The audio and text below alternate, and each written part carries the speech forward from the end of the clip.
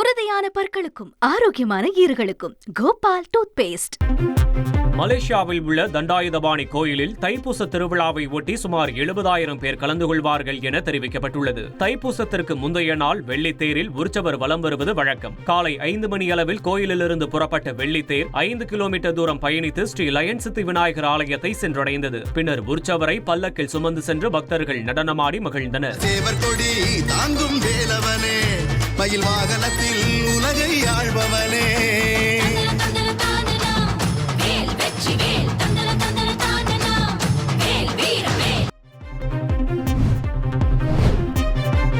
தைப்பூசத்தை முன்னிட்டு காங்கேயம் முருகன் கோயிலில் ஆயிரக்கணக்கான பக்தர்கள் குவிந்து சுவாமி தரிசனம் செய்தனர். திருப்பூர் மாவட்டம் காங்கேயம் அருகே உள்ள சிவன்மலை முருகன் கோயில் தைப்பூச திருவிழா கோலாகலமாக நடைபெற்றது. திருவிழாவின் முக்கிய நிகழ்வான தேர் திருவிழாவை ஒட்டி சுவாமி ரதத்திற்கு எழுந்தருளும் நிகழ்வு நடைபெற்றது. இதில் ஏராளமான பக்தர்கள் விண் அதிரும் வகையில் அரோகரா என்று முழக்கமிட்டு வழிபட்டனர்.